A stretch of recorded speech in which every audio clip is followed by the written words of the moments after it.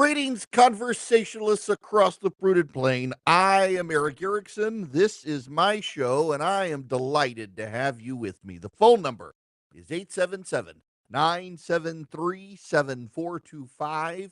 If you'd like to be a part of the show, it's an open line Friday. You can call in and you can get stuff on the agenda that I otherwise wouldn't talk about. You can also text Erick, E-R-I-C-K, to 33777 to get the show notes, the live stream, the podcast. Follow me around social media. I'll be doing lots of cooking this weekend. My sister and brother-in-law have come to visit, so you'll see all that on Instagram. E.W. Erickson at Instagram, Twitter, YouTube, you name it, everywhere. E.W. Erickson. It's pretty ubiquitous. Now, we got a series of things, breaking news that I need to hit out of the gate.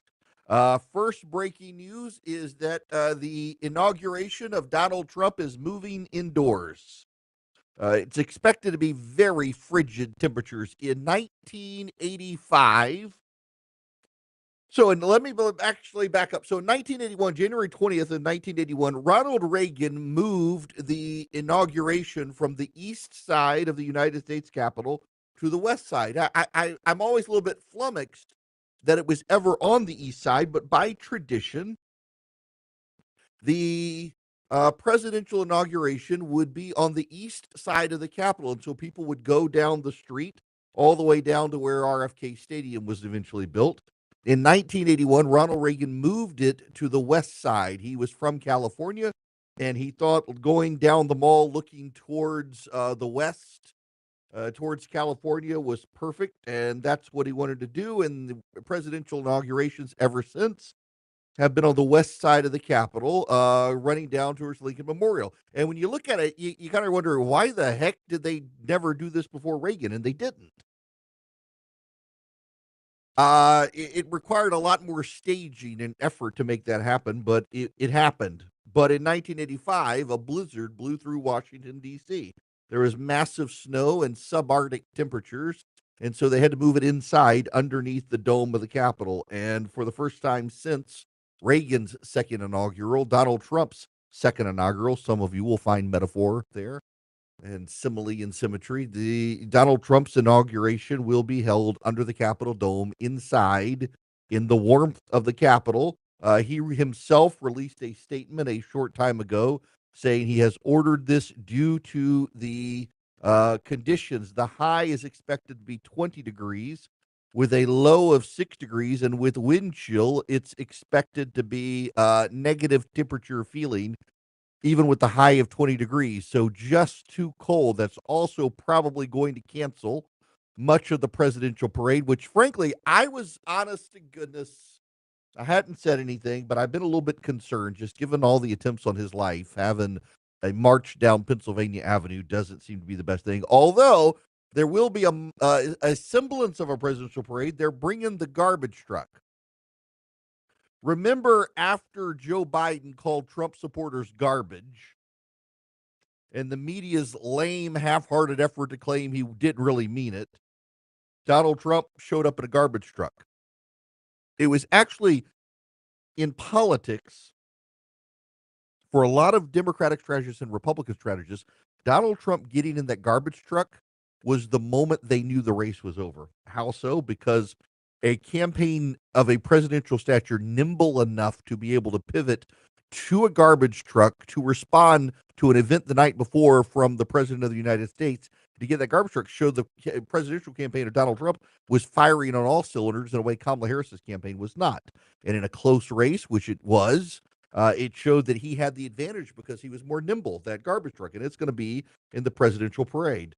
So Trump's inauguration will be inside. They will have venues available for people to go and watch on screens. He's encouraging people to be home watching it on television to stay out of the cold. Nancy Pelosi is saying she will not be there. Michelle Obama will not be there. There are rumors circulating. The Obamas may not be long for the world as a couple. She also refused to leave Hawaii for Jimmy Carter's funeral.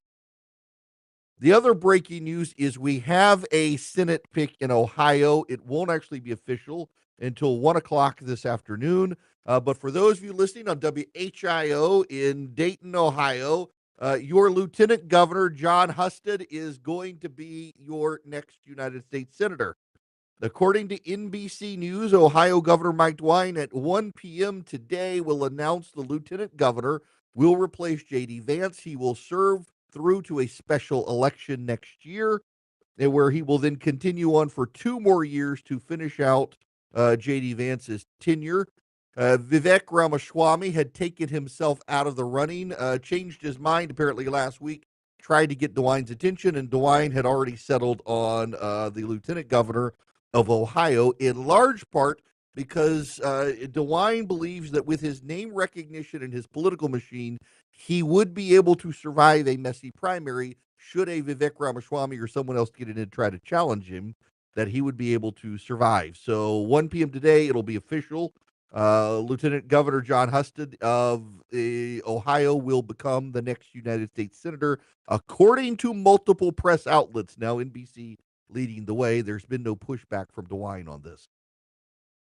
Other breaking news that has been happening in the last hour: Joe Biden has commuted 2,500 nonviolent drug offenders. He's not pardoning them of their crime, but he's allowing them out of jail. Joe Biden now will go down in history as the president who commuted more sentences and pardoned more people than any other president, allowing a lot of criminals out of prison back onto the streets, all while claiming a 50-year low in crime, when really the only reason that exists is because people stopped reporting crime to the FBI. Joe Biden also, which we will get into later, has declared that the Equal Rights Amendment is a part of the Constitution. Now, Joe Biden's Justice Department says this is not so. Ruth Bader Ginsburg, before she died, said it was not so. The National Archivist has said it is not so, but Joe Biden has declared it is. This is the unconstitutional power grab that progressives warned us Donald Trump would do, but it's Joe Biden doing it, declaring something to be in the Constitution that is not in the Constitution. Why? Because the Equal Rights Amendment passed out of Congress in the 1970s had a time limit. Most constitutional amendments, when they leave Congress, have a line that says this amendment must be ratified within 10 years or it's invalid. The Equal Rights Amendment had such a provision. It was not ratified within 10 years. Some states have added ratification to it, but others have revoked their ratification. Joe Biden saying this, it plays to the left in some way. There's some poor feminist out there in need of batteries, and this is the best he's got for her today, is to give her Equal Rights Amendment, claim that it's part of the Constitution, but it's been rejected. Even the National Archivist has said it is not part of the Constitution, and she will not, in any way, shape, or form, add it to the official text of the Constitution. That's the job of the National Archivist. And the National Archivist, a woman, says, I'm not doing this, and Joe Biden has no power to make me. And in his statement today, Joe Biden acknowledges he has no power to compel the National Archivist of the United States to recognize the Equal Rights Amendment as part of the Constitution, but for show purposes, for the feels of it, for the feels, he's saying it is. This is an assault on the Constitution, where you will now have progressives claiming that something exists in the Constitution that does not. Absolutely bizarre that he would do this. And by the way, you will note he waited until, like, he's got 3 days left, and he waited until today to do this big, brave move, Joe Biden. Corn Pop is quaking in his boots, Dr. Dementia. The other big news is that the United States Supreme Court has not only upheld the TikTok ban, but has done so unanimously. A per curiam decision that has no justice signed their name to it. There were 2 concurrences to the per curiam, that is Sonia Sotomayor and Neil Gorsuch. And both of them essentially said in their concurrences, we agree with where the court is going. We're concerned at how quickly we did it. There may be initial analyses in the future, and we're not sure this is the best or most constitutionally sound path. But for now, we're going with it. They were actually, Sonia Sotomayor, not a fan. She's not the brightest bulb, but her concurrence actually wasn't terrible. Neither was John Gorsuch's. That there is a difference between allowing the enemy to spy on us and say nice things about the enemy and said this isn't a content issue, this is a control issue. And because it's a control issue, not a content issue, it doesn't run afoul of the First Amendment. It is legal for Congress to do. Now, here's the rub. Joe Biden, brave Joe Biden, who pushed for this legislation, now says, I'm not going to enforce it. This is wild. So January 19th, the day before Trump becomes president, TikTok is supposed to be shut down under this law. And Joe Biden says, I'm not going to enforce the law. Can you imagine if Donald Trump said he wasn't going to enforce the law, what the media would do, what the Democrats would do? But because it's Joe Biden and everybody's scared to death of China, Donald Trump doesn't even want to shut down TikTok. Hell, he's invited the CEO of ByteDance, the Chinese Communist Party company that controls it, to come to the inauguration. Both men are wrong. Donald Trump's original position was that we had to shut down TikTok because it's a nefarious spy application used by the Chinese. That Donald Trump was absolutely right. I have no idea why he changed his mind other than two of the biggest donors to ByteDance are Republican donors to Trump's campaign. That seems to be the only reason he changed his mind. TikTok is a nefarious, dangerous spy application for the Chinese Communist Party. We have documented evidence that the Chinese use TikTok to spy on individuals as well as indoctrinate our children into transgenderism and to anti-Semitism. It should be shut down. That neither president of the United States has the wherewithal to stand up to China on this is very disappointing. Side note, the United States Supreme Court was able to take a very complicated legal argument just argued last week, distill it, decide it, and release a unanimous opinion in a week's time. That was coherent. I'm assuming John Roberts wrote it because for all of John Roberts' faults, he's actually one of the best writers to have ever been on the Supreme Court. He writes in such a way that a common non-lawyer can read his decision and understand what he means. And that's how this reads, which means Roberts probably wrote it. And it is very easy to understand. For the last 4 years, because the Democrats do not control it, they have worked very hard to slander the Supreme Court of the United States. Democrats, progressive outside groups with help from the media, have worked very hard to degrade the United States Supreme Court as an institution, to smear the justices, to slander them, all because Democrats do not control the Supreme Court. And it continues to be the one competent American institution. It continues to do its work without show, without drama, without flash or flare, and it gets the job done, and it did so here. I think they're on the right side, but even if I thought they were on the wrong side, I would have to note they've done their job. They did the job they were asked to do without flare, flash, pomp, or circumstance. They just got it done. And the Democrats are trying to destroy people's trust in the United States Supreme Court because the left does not control the United States Supreme Court. And thus far this week, it has shown itself to be the only competent working part of the American federal government. TikTok should be shut down on January 19th. Governor DeWine will appoint Lieutenant Governor John Husted as the next United States Senator in about 40 minutes from now. Donald Trump has moved his inauguration inside on January 20th due to cold temperatures. And Joe Biden has, in addition to saying the Equal Rights Amendment is part of the U.S. Constitution, which it's not, has commuted the sentences of over 2,500 nonviolent drug offenders today, making him the president who has commuted or pardoned more sentences than any other president. All of that has happened in just the last hour. It's my pleasure to be able to bring you up to speed on that. When we come back, we'll get into all the other stuff that's happening today. There's so much out there, including, I gotta, by request, spend a little more time explaining to you the trap that's being set for the GOP on tax cuts. Want to be on the show? Hello? I love your show. Call Eric now at 877-973-7425.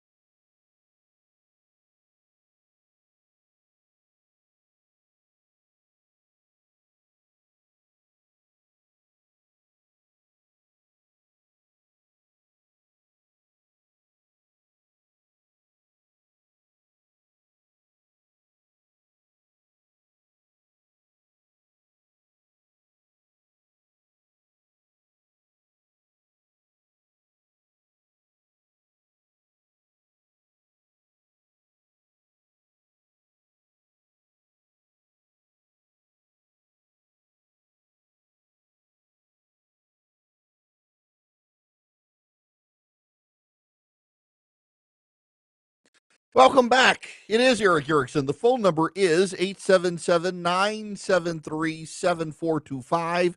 It's an open line Friday. I'll start taking your phone calls here in just a bit. This is a short segment because I ran long last segment covering all the breaking news, bringing you people up to speed.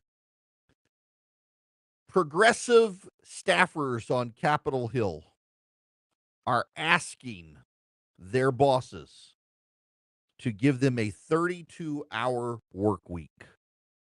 And I quote, "We write today to encourage you to consider adopting a proposal that would improve worker satisfaction, increase staff retention in Congress, and model a more sustainable approach to work on a national level." They've written it to Mike Johnson, John Thune, Hakeem Jeffries, and Chuck Schumer, the Congressional Progressive Staff Association. They leave themselves unsigned. It says the Congressional Progressive Staff Association was formed in 2021 to uplift the voices and experiences of progressive congressional staff across the country. Good grief. I first would like to say to Mike Johnson that you should reject it as an officially recognized congressional staff organization because they're a bunch of idiots. And second, I would like to tell you that anyone who believes this should probably be flogged and then fired.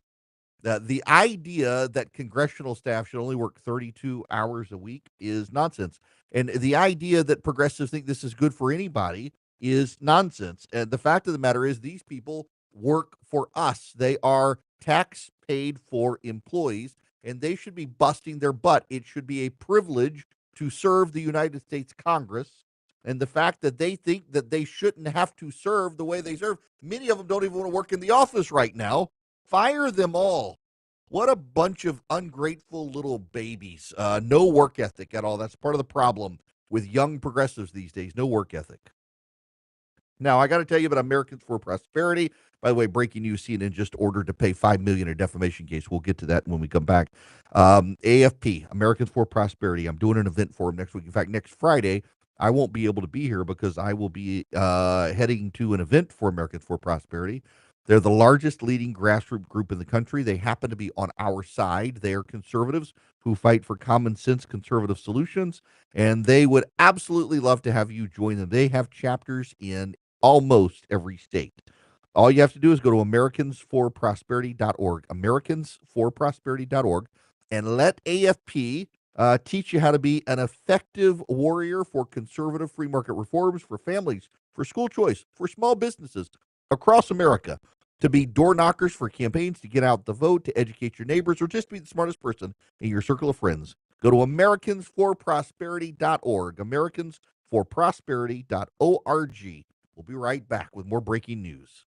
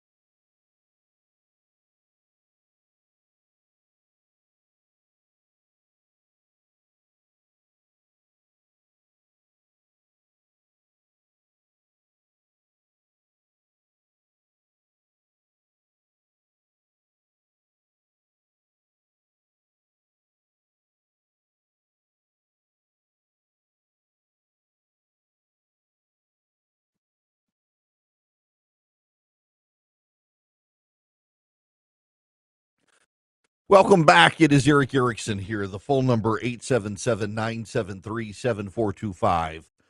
There is breaking news out of Florida. A jury has just determined that CNN defamed Zach Young with false reporting on his operation in Afghanistan.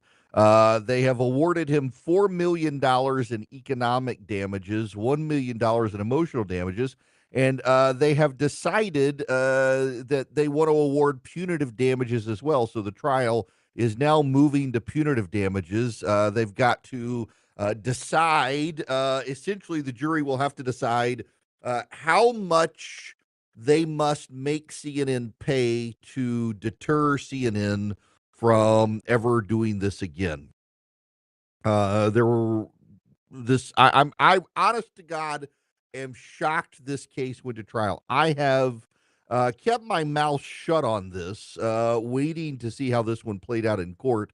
But you may remember this case. It happened on Jake Tapper's show, and the CNN Foreign Affairs National Security correspondent essentially ran a story about a man whose name was Zachary Young. Zachary Young was willing to help people escape Afghanistan. But to do so, Zach Young was not a wealthy man. To do so, you had to have money to help cover your costs, and Zach was able to get you across the border. He was helping people escape. He was doing a good service. But the national security correspondent for CNN turned it into a story of someone taking advantage of the situation to run a black market on escapes or some such. If you go behind the scenes, the text messages from people, a number of the editors and producers at CNN said this story was very emotional, but there wasn't much there. And the national security correspondent for CNN said he essentially wanted to nail this guy, that he had a punchable face, among other things. And they defamed the guy. He's a private citizen. He's not a public figure. Therefore, the defamation standard was lower. He was providing a service helping people escape from Afghanistan. And instead of looking at a private citizen of the United States of America helping people escape Afghanistan, they tried to slime the guy. Jake Tapper's a friend of mine. He was involved in the lawsuit because it aired on his program. And between his statements and the statements of others behind the scenes, they engaged in defamation. And this guy suffered economically. There were people who testified that because of the reputation after the CNN report, it was difficult to try to bring this guy in for different projects, and it cost him money. I need to dwell on this for a little more time than what I intended. I got stuff I want to talk about, but I think this is more important. I don't think it's a coincidence you're seeing more and more people sue media outlets for defamation. Fox News with Dominion and Vote-Matic and stuff, and the different voting machines, or the suing of Rudy Giuliani by the election workers. We're seeing more and more defamation cases. Folks, this isn't complicated. We have a free speech right in our Constitution, and that means that the government cannot silence you. When you say something, the government can't shut you up. That's part of the TikTok case. The government doesn't care what you say on TikTok. The government cares greatly that China controls it and controls what you're seeing on TikTok. But you can say whatever you want to say, and you can say it on TikTok, you can say it on Instagram, you can say it on Facebook, or you can say it in the town square, wherever you want. Private companies, however, they have problems. So if you want to stand in the town square and use the N-word, you have a constitutional right to do that, whether I think you should or not, and the government can't stop you. But if you want to do it on social media, the social media platform is a private institution. They can say, we don't want that language here, and shut you up.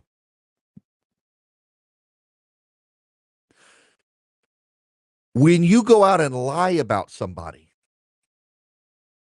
you have a constitutional right to say whatever you want, whether it's true or false. But when you lie about someone, you also have a responsibility. When you lie about someone, to suffer the consequences of your actions from that person. The government cannot sue you. If I say Erick Erickson was seen last night doing untoward things in the middle of a field, whatever you want to say, you know what? It's not true. Erick Erickson could sue. The government can't stop you from saying it, but Erick Erickson could sue if you lie about him, if you lie about me. Because I'm a public figure, there's a higher bar to it in that you have to know it's not true, or you have to say I'm guilty of a crime. You have to, like, for example, the Donald Trump situation, where Donald Trump was able to settle with ABC News because George Stephanopoulos accused Donald Trump of rape. Rape is a felony. It's not true. Donald Trump has not been convicted of rape, and yet that's what George Stephanopoulos accused him of. And Donald Trump was able to get punitive damages, or was able to settle, rather, with ABC News because of it. I don't think, and there's Nick Sandmann. Nick Sandmann is another one, also a CNN case. Nick Sandmann was the young man wearing the Make America Great Again cap at the Right to Life march. The American Indian guy came up to him And Nick Sandman was just standing there when the American Indian came up to him, who was apparently a progressive activist, if I recall.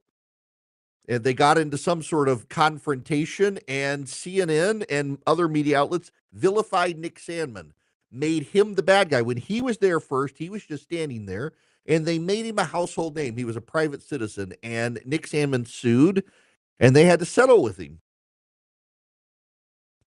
Time and time again, and the pattern tends to be it's conservatives these days who are suing and winning. Look at Sarah Palin and her lawsuit against the New York Times some time ago, where they accused Sarah Palin of being complicit in the assassination of Gabrielle Giffords, which wasn't true. I think you're going to find more of this because members of the press do have a bias against those of us on the right. Members of the press are more comfortable in the worldview of the left. Members of the press are more in the bubble of the left. And members of the press truly believe that they are above accountability and they think they can get away with things. They can say things that aren't truthful and issue a retraction without consequence, they think. The chickens are starting to come home to roost for this level of arrogance. There's a report out today that CNN is thinking of moving Jim Acosta, who has a TV show on CNN, to midnight to 2 a.m. Jim Acosta is an elite, arrogant SOB at CNN. I have really good relations with a number of anchors at CNN. None of them have anything nice to say about Jim Acosta, who used to be a just run-of-the-mill nice guy reporter, but during the Trump years was defined by his antagonism of Trump and got a really big ego about it. In fact, multiple colleagues of Jim Acosta have told me in the past that when Jim was just a reporter, Jim was a great guy, but when Jim got bitten by the celebrity bug, Jim became an SOB. They actually didn't say SOB. They said other words that I really can't say on radio. And Jim's show is not very good. It is just nonstop Trump derangement syndrome.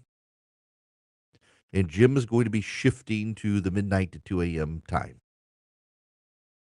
They're looking at moving Wolf Blitzer earlier in the day, moving around the lineup. I still think they should just, take my radio show. I cover more news more accurately these days than most. Just take the live feed of my radio show and fill up the day part of CNN and you get better ratings. People are holding the press accountable, and they should. They absolutely should. The press has been running roughshod over too many people, particularly people on the right. And there's got to be a reckoning. Look, so what I was going to talk about this segment before this news broke on CNN was how there appears to be a bit of a reckoning happening among Democrats right now over Joe Biden. There's actually a very big piece in the New York Times today, puffing up some reporters who have a tell-all book coming about the end of the Biden administration. And it turns out Chuck Schumer showed up on Joe Biden's back porch back in July to tell him that his pollsters knew that Joe Biden only had a 5% chance of winning. No one was telling Joe Biden the truth. And Chuck Schumer was there to tell him, you got to get out of the race. And if you believe this, it was Chuck Schumer confronting Joe Biden that convinced Joe Biden he probably needed to get out of the race. Well, but the undercurrent here is that for months and months, Democrats knew Joe Biden needed to get out of the race. None of them had the courage until after the CNN debate to tell him he needed to get out of the race. What we're starting to see is real accountability cropping up on the Democratic Party side. I don't know how much it's going to be, but a lot of them are starting to realize we can't continue on with the people who are willing to cover for Joe Biden. But members of the press did it too. And there's not going to be a reckoning for members of the press. The press has wrecked itself. The ratings are in the tank. The revenue is down. There are all sorts of people who, for example, we put up a piece on Instagram the other day. They're like, well, there's no competition for Fox. That's why it's rated so much. That's actually not true at all. That's a very dumb and ignorant statement based on the data. There are actually a lot of people who watch Fox News who don't consider themselves Republican or even right leaning. They watch Fox News because they think during the day part, they do a better job of covering the news beyond Donald Trump. That's actually in the data. Brett Baer does a very good job covering stuff beyond Donald Trump with Special Report.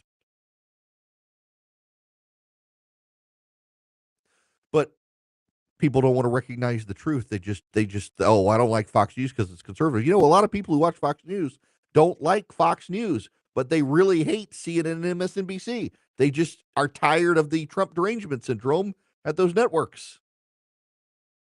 That's right. By the way, side note here. My buddy Leland Villard, I'm on his show on News Nation.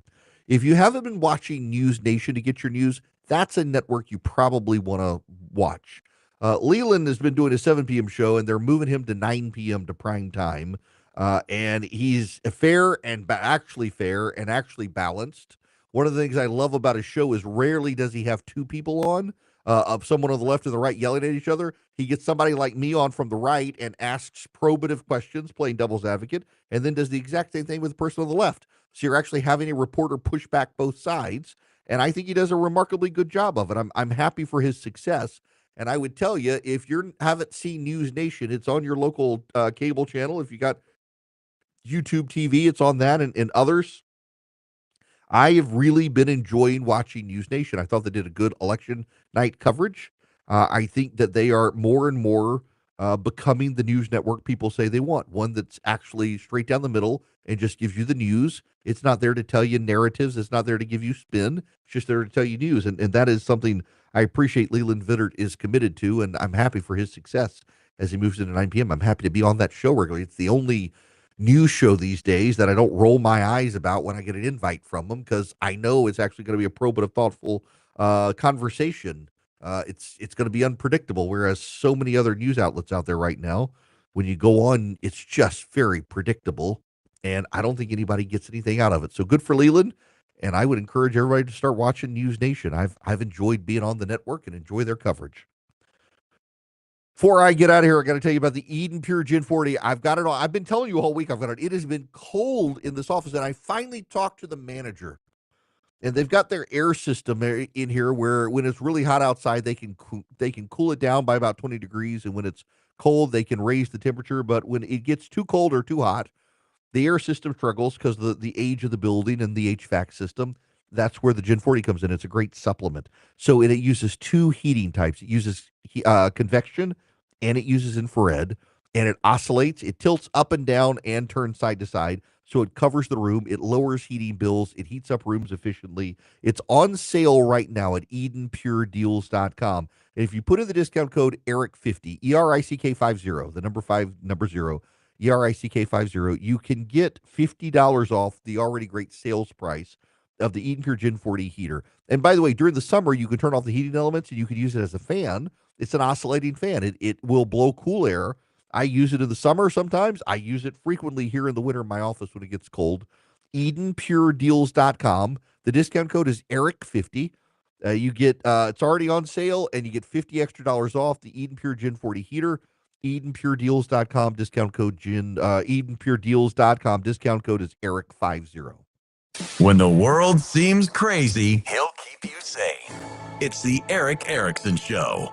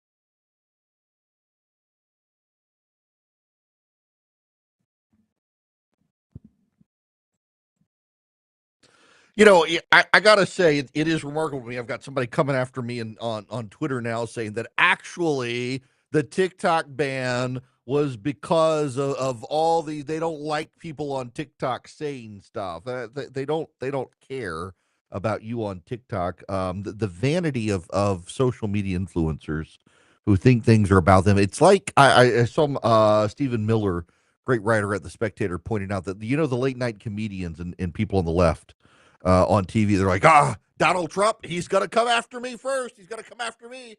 They got to convince their audience that somehow they're a threat to Donald Trump. I assure you, Donald Trump does not care about you, Stephen Colbert. You're not even that funny. And he couldn't care less that you say mean things about him on late night TV. He's got bigger fish to fry than you. But you got to say it's like the all the ladies on MSNBC. He's coming after me first. I won't be here next week because I'll be in the gulag. No, you won't. You may be like getting your Botox in, but you're not going to be in the gulag because Donald Trump doesn't particularly care about you. If he's coming after MSNBC, he's going after Comcast, which owns you.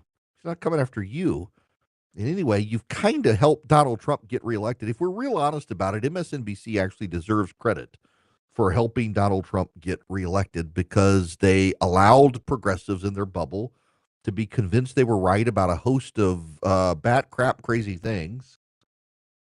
And the left doubled down on all the craziness. I mean, boys in girls' bathrooms and boys in girls' sports, the anti-American hate, the anti-Israel, anti-Semitic hate that's out there.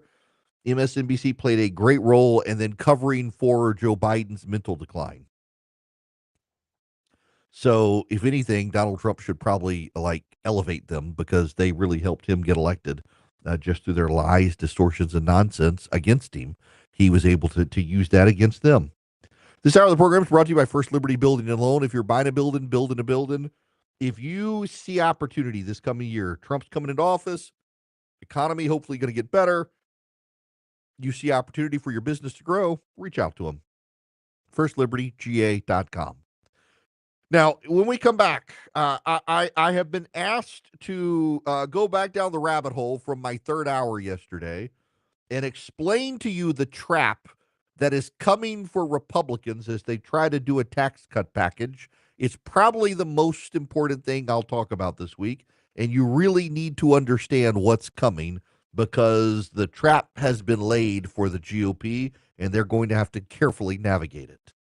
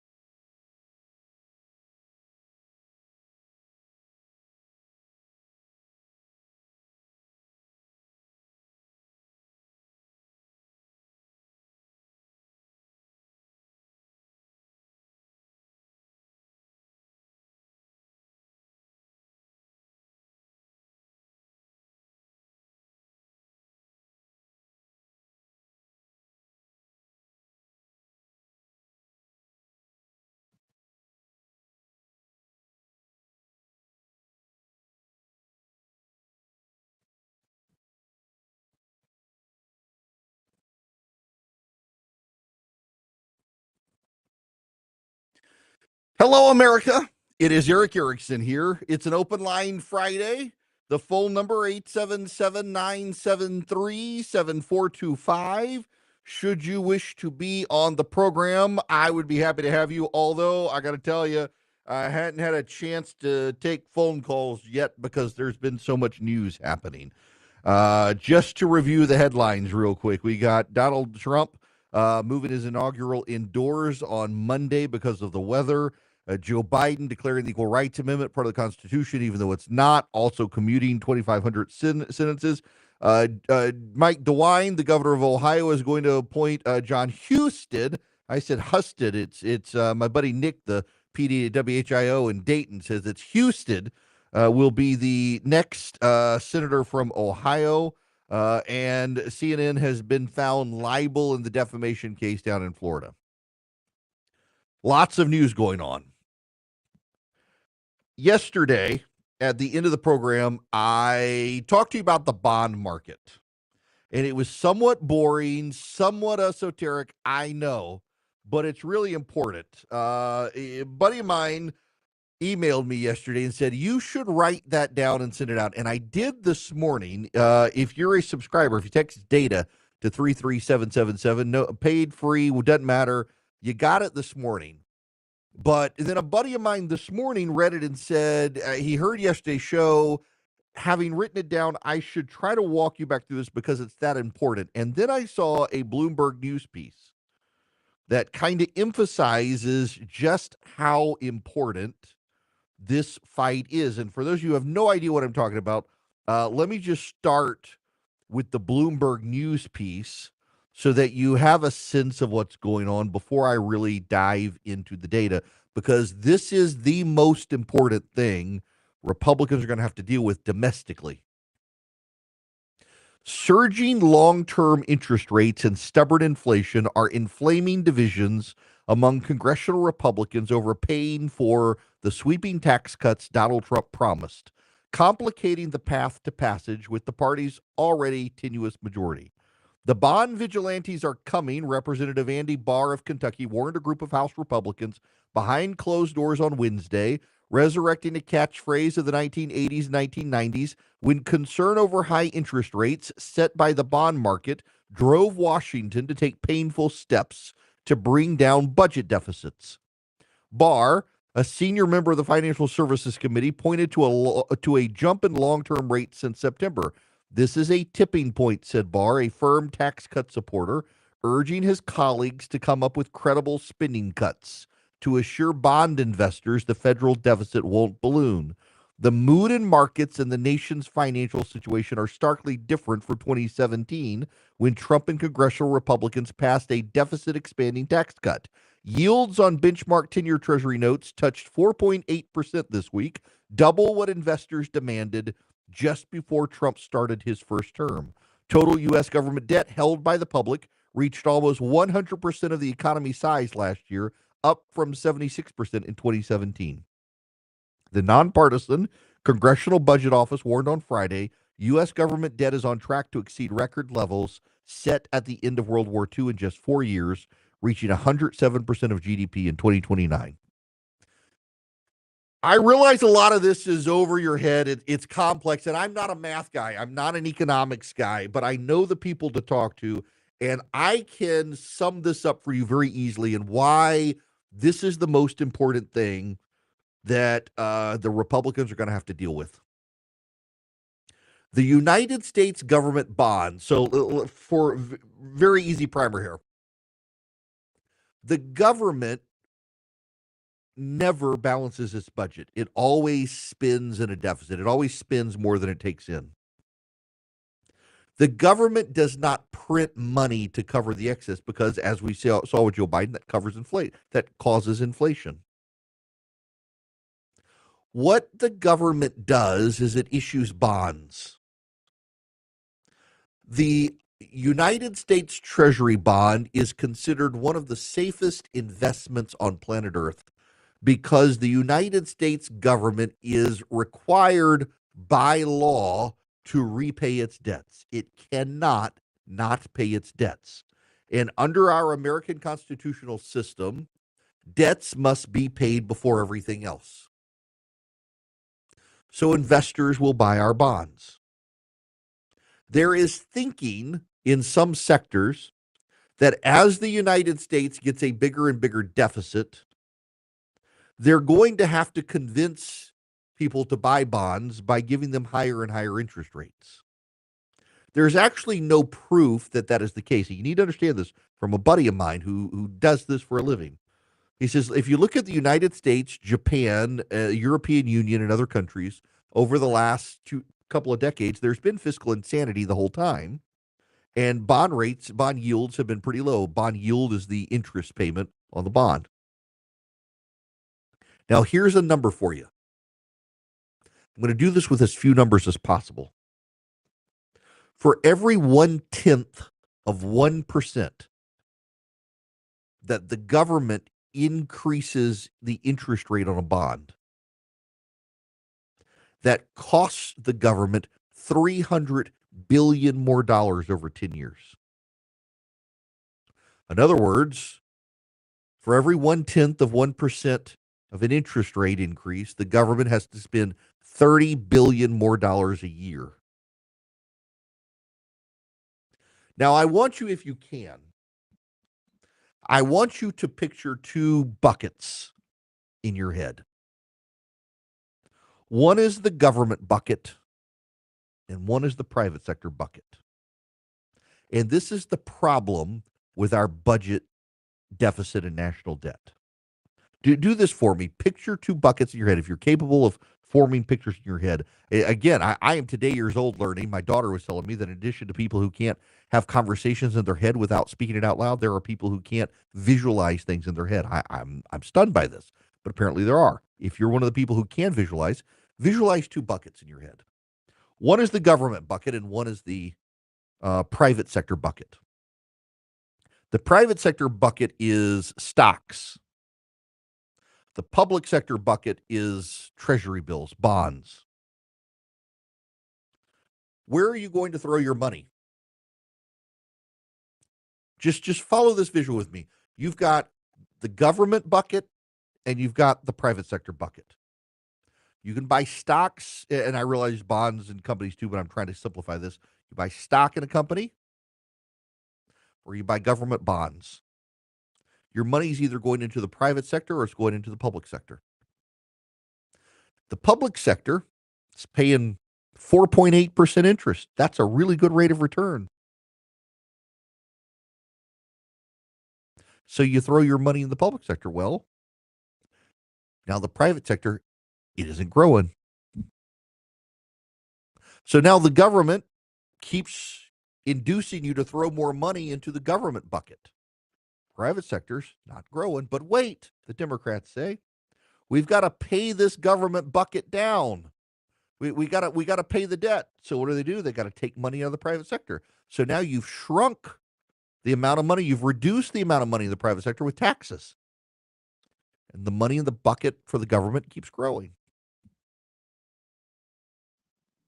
The problem with constant spending by government is bondholders are guaranteed their payment back. There's no risk. You get a great interest rate and no risk, so you buy government bonds. So it's not just they're not buying stock in companies.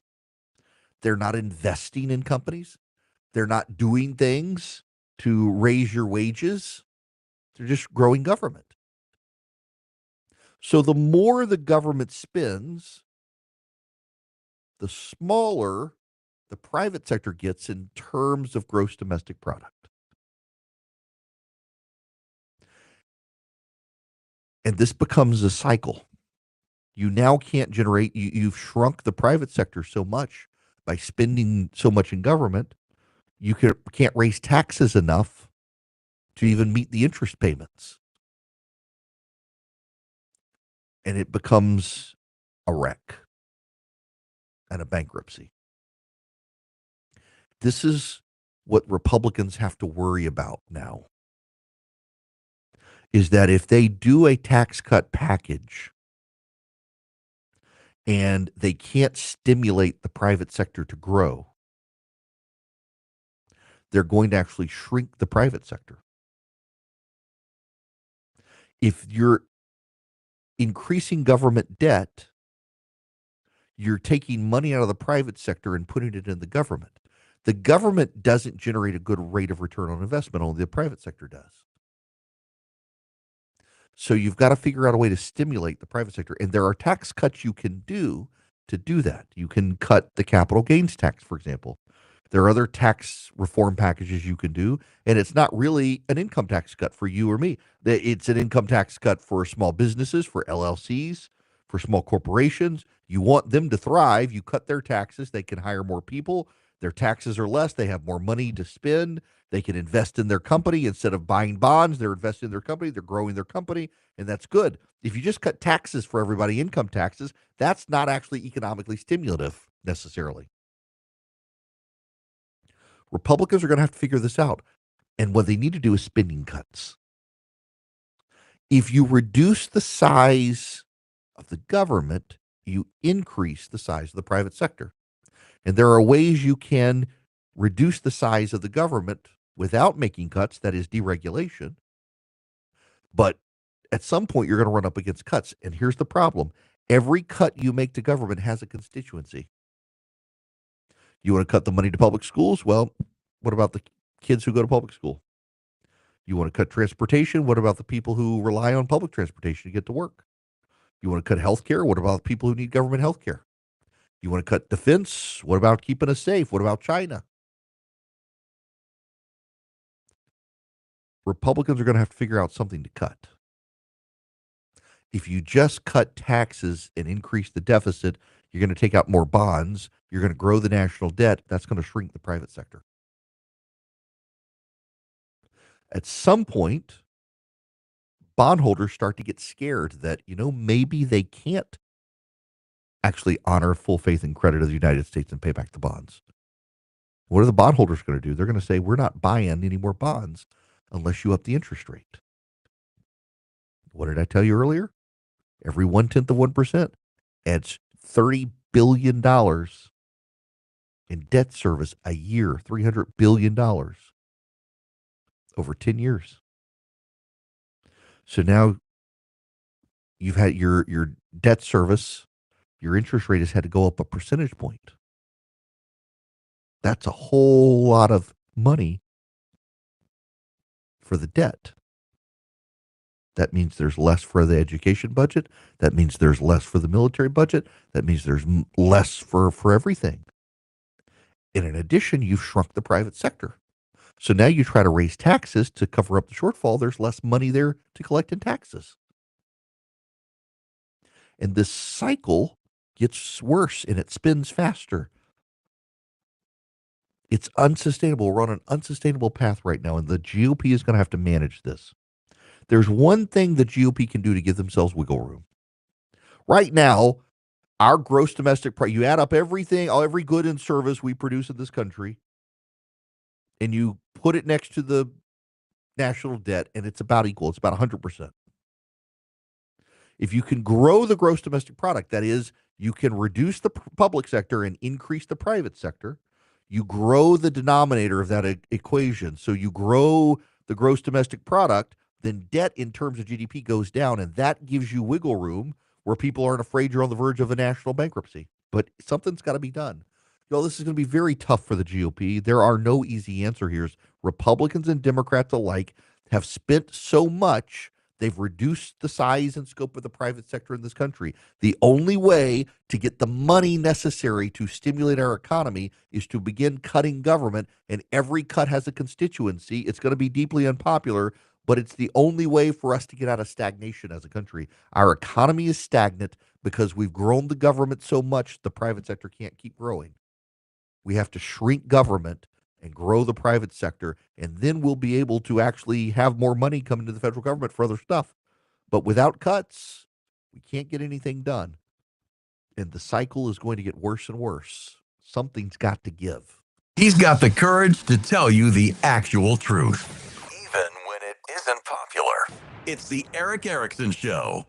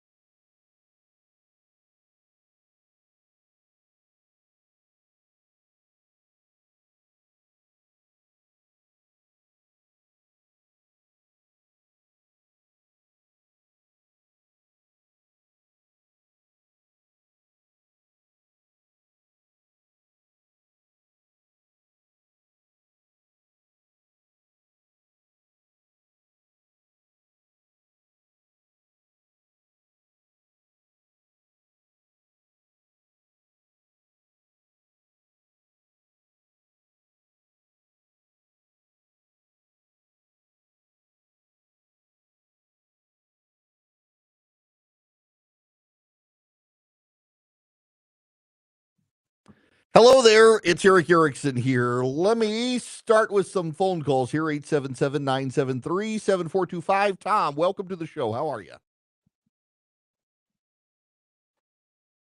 Great.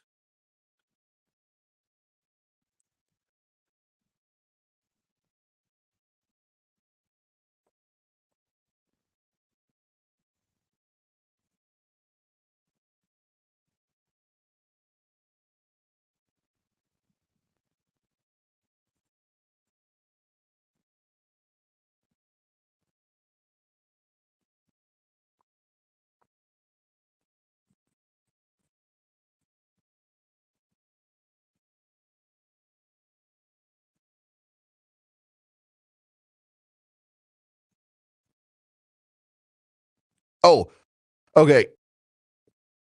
Yeah. I do. And I actually, look, I'm not an expert, but I actually do know the answer to this. Believe it or not. Two things. One, there are a lot of economists who argue we're on the other side of the Laffer curve now, where taxes are so low that the economic stimulative effect of a tax cut does not bring in enough revenue anymore to pay for the tax cut itself. It brings in revenue, but not as much as what the tax cut would otherwise cost. But here's the bigger issue. We have never have we cut taxes in this country and then offset spending enough. So we see a big bump in revenue from the tax cut, but we've begun to spend so much more as well that it still grows the deficit nonetheless. Even though and that's the problem. So the more we grow the deficit in the national debt, the less money there is in the private sector to keep coming in. That's the issue. I don't disagree with you at all, Tom. You cut taxes, we see a spike in government revenue because of the economically stimulative effect.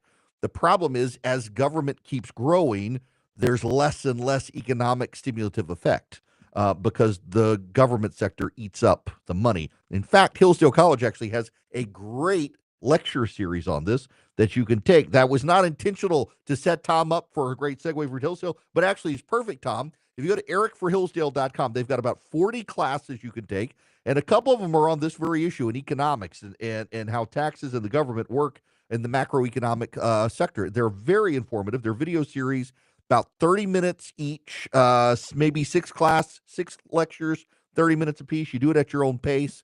I haven't taken the economics ones yet, and I probably should. The Constitution was great. C.S. Lewis, I love. I've done that one years ago. And the latest one is Genesis, and it's on the literature and the theology in Genesis. They're worth taking, but they've also got some great ones on economics. Go to erickforhillsdale.com, ERICK, erickforhillsdale.com. Sign up today with Hillsdale College. It's a great way to start a relationship with them and a highly educational way to spend your day, and it's very stimulative.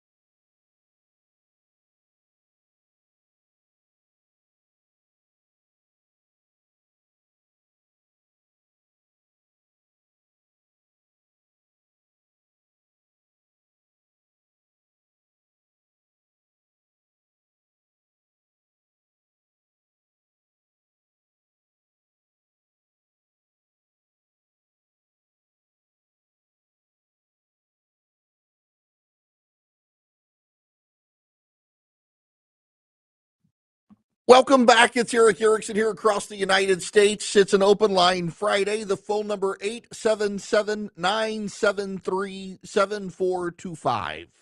877-97-ERICK, ERICK. I need to spend a few more moments on Tom's point. I thought I could get through that and then realize what time it was. So, Tom, my apologies. But let me go back and explain this because Tom is right. And the left hates it when you bring this up.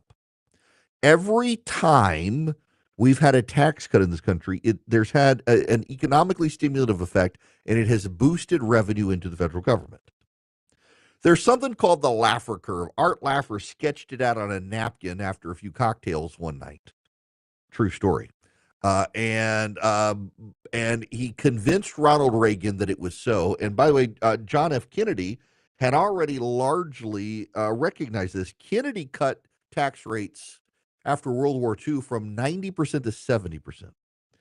Now, part of this is, though the rates were 70%, most people weren't affected by that. And here was part of the problem. The income tax code became very convoluted. It became so complex. So the very wealthy were affected, and the very wealthy had an army of accountants and tax lawyers who could find loopholes to save them money. And we had a great economy for accountants and tax planners and tax lawyers, but it was sucking a lot of energy out of the economy. So Kennedy cut it to 70, and then along comes Reagan in 1980 and buys into this idea from Art Laffer that you can cut taxes pretty dramatically, and it will grow the economy so much that even though you've cut taxes from 70% to 35%, you're going to generate so much private sector wealth, you're actually going to see an increase in revenue. And that actually happened. And the left for years has mocked that and denied it, but you can actually see it in the Treasury. The amount of money that came into the federal Treasury after Reagan's tax cuts actually was way more money than had ever come into government. The problem was in the Cold War. Ronald Reagan never controlled spending, and he did so for a strategic reason. Ronald Reagan understood that the Soviet Union was headed towards bankruptcy, and that we, because we had a pretty good fiscal house at the time, we could grow our economy with the tax cuts, and then we would be able to comfortably consume debt at the federal level without hurting the private sector, because we had gone from a 70% tax rate to a 35% tax rate. The economy was growing, so we could also grow the government with debt and not impact the growth of the private sector. And he was right. Deficits went up, the national debt went up, but we bankrupted the Soviet Union, we won the Cold War. Here's the problem.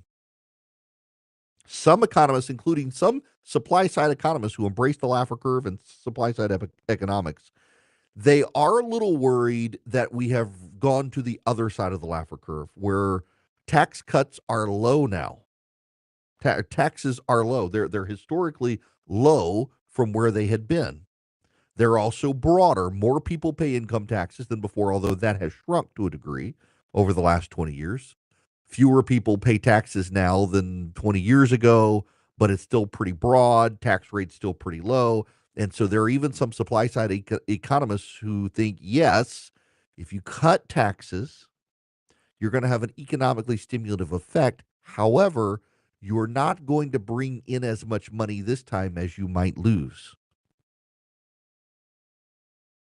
The more concerning part that pretty much every economist, regardless of where they stand, agrees on, is that our government never likes to cut spending. So you cut taxes, it has an economically stimulative effect. It brings in more money to the Treasury. But because you haven't cut spending, the payments on the national debt are continuing to rise. You still have less money to spend in government because your debt service payments. And as your debt has grown, you've now shrunk the private sector. So any economically stimulative effect is offset by the shrinking of the private sector because of the growth of national debt. That's a real concern. It's a complex topic, and I am dumbing it down. But the bottom line, the real nutshell for everybody, Tom included, to understand is that yes, you cut taxes, money comes into the federal government, but we've grown the national debt so much we're shrinking the private sector. So there's less of an economic stimulative effect than there ever has been because government is so big in relation to the private sector now. So we got to cut government. We got to cut government. One of the first and easiest ways to cut government is deregulation. That's where the DOGE group is going to come in, Department of Government Efficiency. It's not an official government agency. It is Elon Musk and Vivek Ramaswamy and smart people studying where can we cut spending, can we consolidate agencies, can we get rid of duplicative effects in the government, things like that. The problem is they're an outside advisory group. They're not legislators. Congress is going to have to do a lot of this. We've got to have Congress acting. But we have created a real mess with our economy, in large part because Democrats, Joe Biden's progressive advisors, embrace something called modern monetary theory, which essentially argued that we can just print money and pay our way out of all of our problems without ever encountering inflation. And they tried it, and look what happened. In fact, on modern monetary theory, look at that. Mark in Jacksonville, Florida. Didn't even see you there while I was talking about modern monetary theory. Welcome. How are you? I am.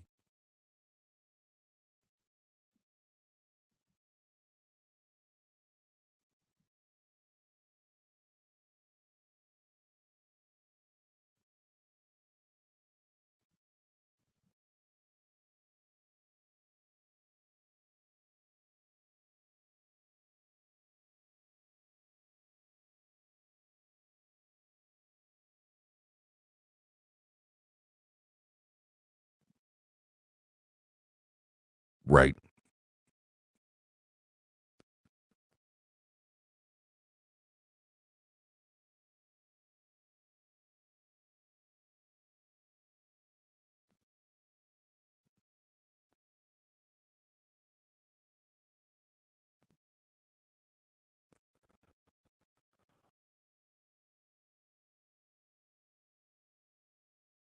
Yeah, it's going to be a real concern. And so, Mark, let me explain to people the basics. Modern monetary theory, first of all, it's a female academic who wanted to spend money.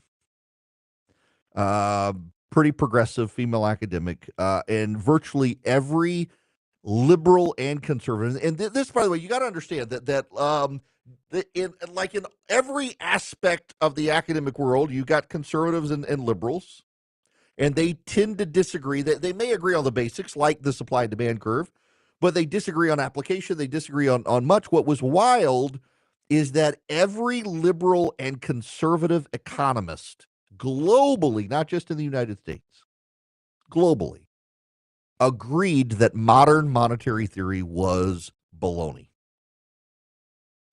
Progressives in the United States and around the world embraced it because they wanted to be able to spend money. And so essentially, here's what modern monetary theory argued. And I'm dumbing it down a little bit, but it's dumb enough. It's easy to understand. Essentially, the government could print money. The government owns the printing presses for money and could print money and pay their way out of any problem. And if inflation appeared on the horizon, raise taxes enough on the wealthy that would fight inflation. How? They didn't care. If you want to visualize what's going on here, modern monetary theory and liberal economists and conservative economists, just picture yourself, close your eyes, you're walking down a dark hallway, pitch black, there's no light at all. And there's a hole in the floor, and you're going to fall through it. Conservative economists have long argued that if you fire up the monetary printing presses, you're going to immediately fall into that hole. Keynesian economists, liberal economists have argued that if you fire up the government printing presses for the money, you can walk down that hall a good little distance before you fall into the hole. Modern monetary theorists have argued that if you are walking down that dark hallway, somewhere down that hall is the trap door, but you're going to be walking for so long before you fall into that hole that you really should stop worrying about the hole. So the Biden administration embraced modern monetary theory, decided to just spend their way out of the COVID problem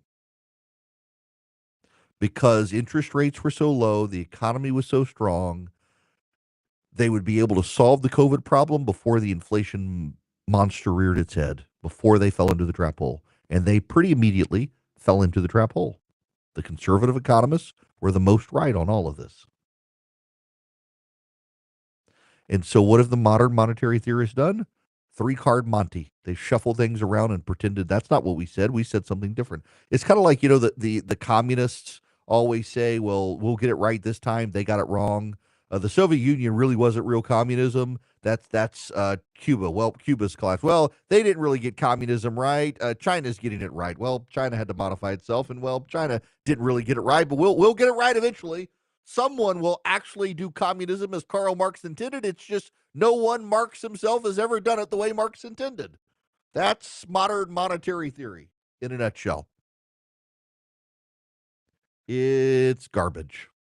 Speaking of, Scott Bissett, who was Donald Trump's, what is he? He's the Secretary of the Treasury nominee for Donald Trump. He was engaged with Bernie Sanders yesterday and actually had a very funny moment with Bernie Sanders. Got the better of Bernie Sanders in the exchange over the billionaires and the raising of taxes and the oligarchs. Let me see if I can find this clip for you. Out the sound there so you can hear it. Yeah, listen to this. This is pretty good.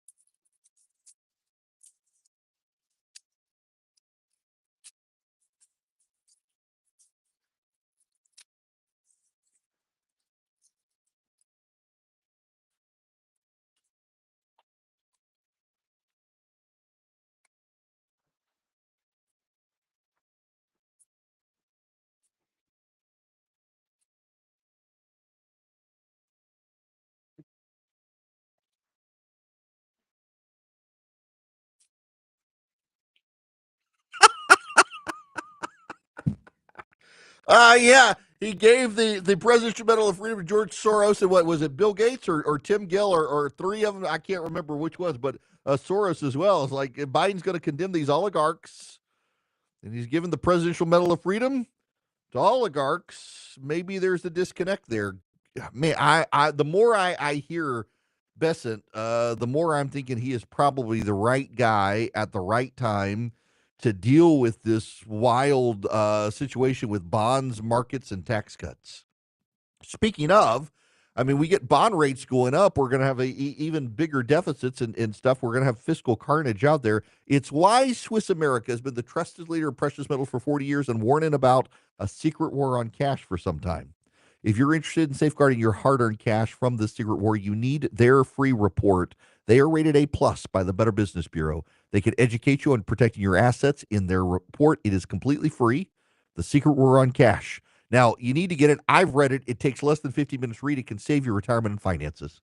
If you want to get a completely free copy of this report about the Secret War on Cash from Swiss America, call or text 800-289-2646. By the way, Secret War on Cash includes digital forms of currency. The government's trying to figure out that as well.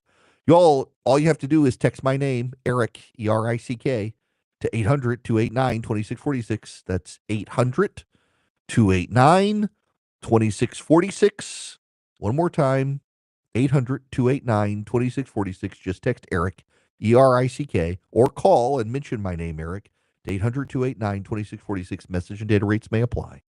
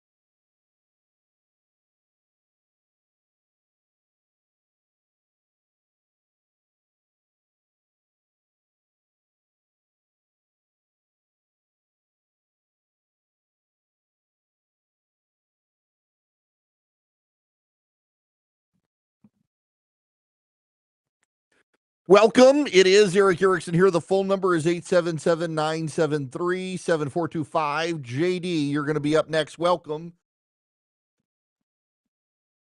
Jay, I can hear you. Welcome to the show.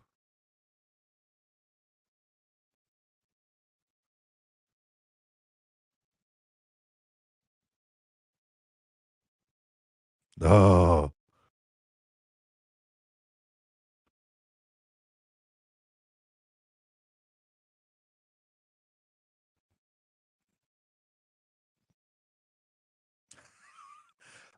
I have been so tempted to do this.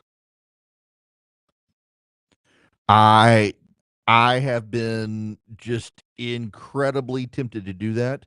Now, I will tell you, I have a buddy, and what he does is he gets in front of them and turns his windshield wipers on with the windshield wiper washer fluid and annoys them that way to hope they get the hint. I have really been tempted just to go around them, get back in the left lane, and just take my foot off the gas and come to a crawl. But I don't understand the obliviousness.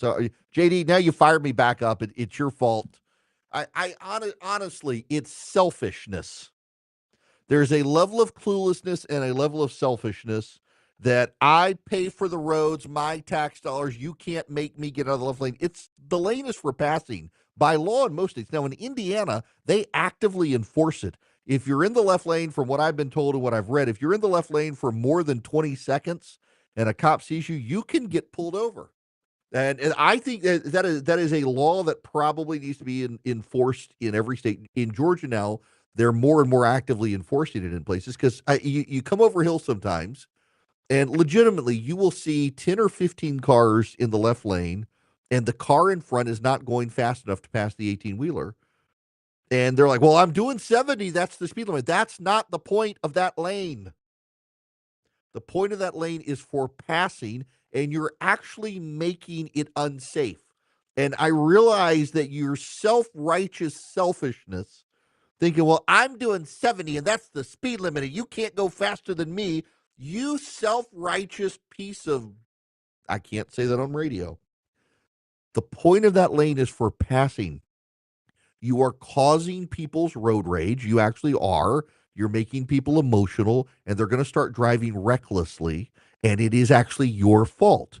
And you can lecture them and tell them they shouldn't be going more than 70 miles an hour. But in many states, including my own, you actually are allowed to go several miles over the speed limit, and you are not supposed to be driving in that lane. If you're going to argue that, well, 70 is the speed limit, I'm going the speed limit, you're arguing the law. And if you're going to argue the law, you must also then be bound by the law that says you're not supposed to drive in that lane. That's for passing. It's just and it's always it is a very large woman or someone from Florida. And I mean no disrespect, but you all know it's true.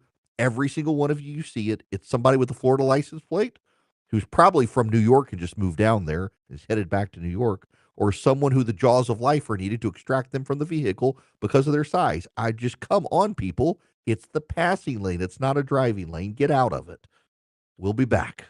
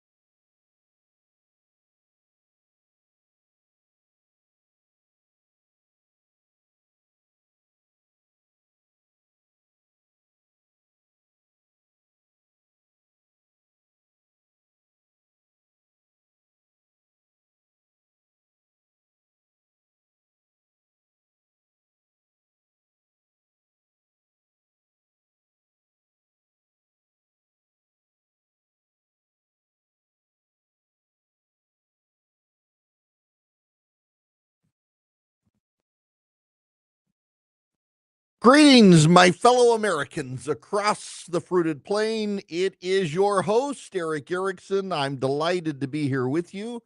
It happens to be an open line Friday, 877-973-7425.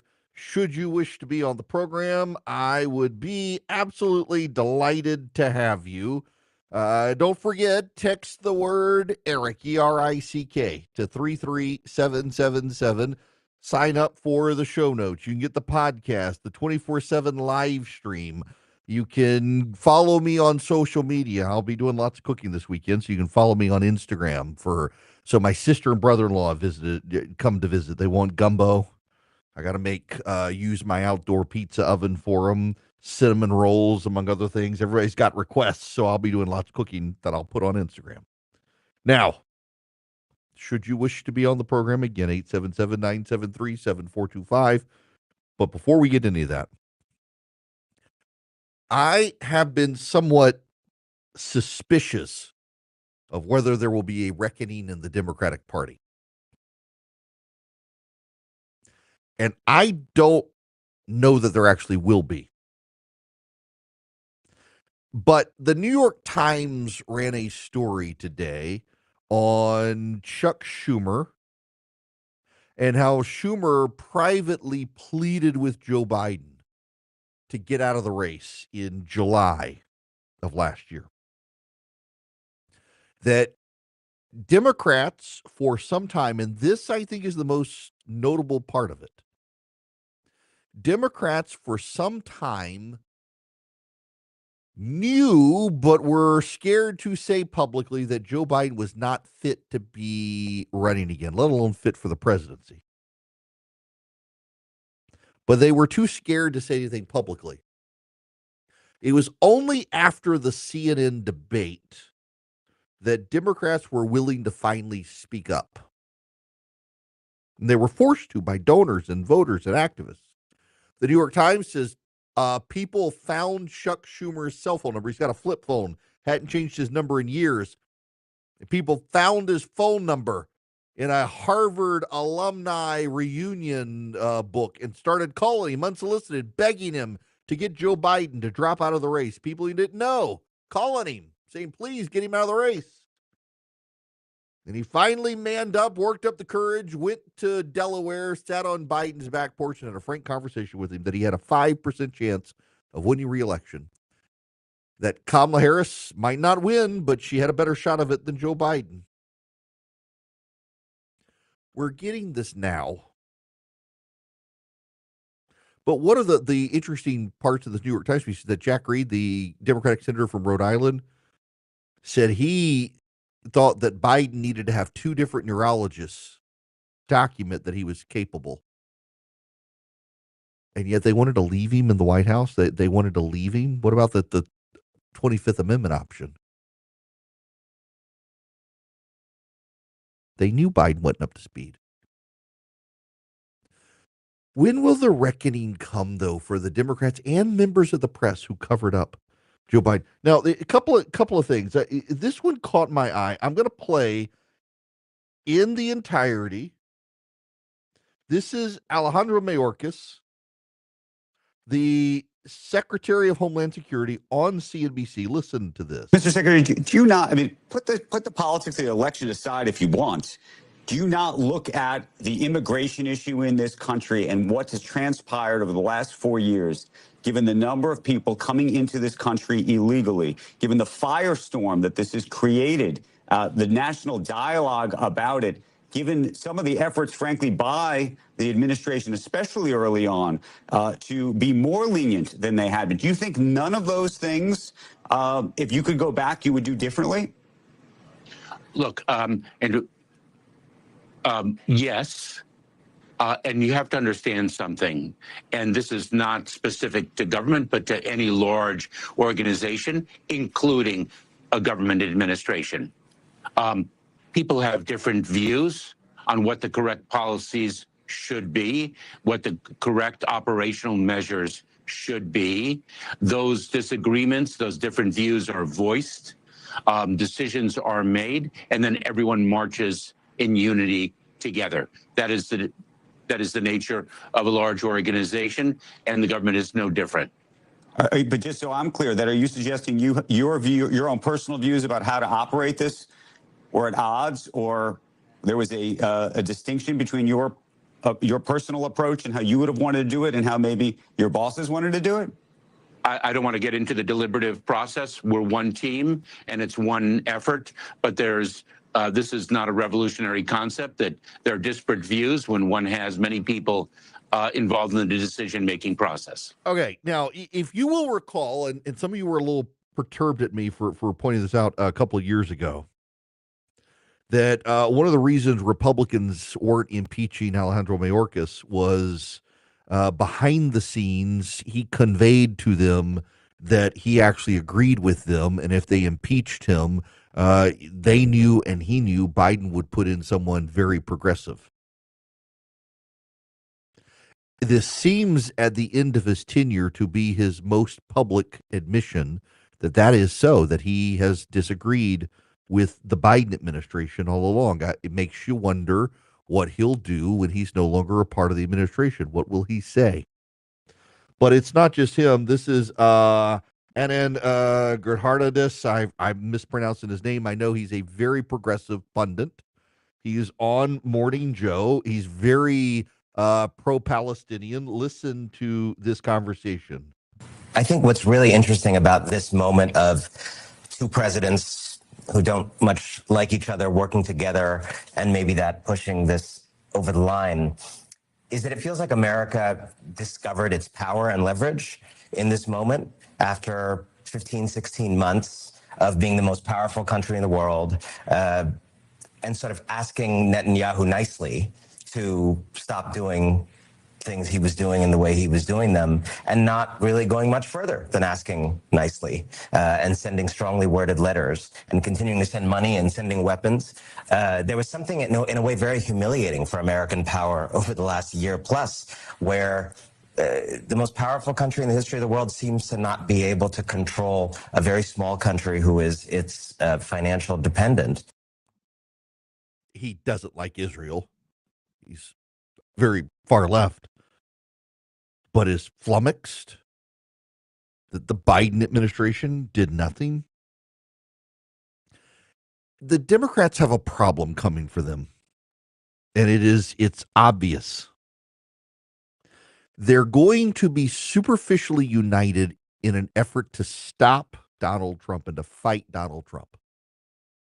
But behind the scenes, there's festering. This reminds me of where the Republican Party was in 2012 after Romney's defeat. Remember, you had the audit, among other things, that had come out that the GOP elite had done, that actually the GOP elite, they needed to be more in favor of amnesty and in favor of illegal immigrants and on. And essentially, it was all of the elite policies that the elite wanted and the base of the GOP did not, that if only the Hicks and Rubes would be in favor of amnesty and abortion, we would win. And the base of the Republican Party turned into open warfare against the elite of the party, demanded accountability. And what's so interesting now is so many of the people responsible for that turn within the GOP with Mitt Romney and them are now on the Democratic side, anti-Trump guys. The Lincoln Project guys are all a bunch of people who couldn't get hired within the GOP in the age of Trump because they had advanced the elite's arguments that essentially we will tell the base what they want to hear, but we don't really mean it.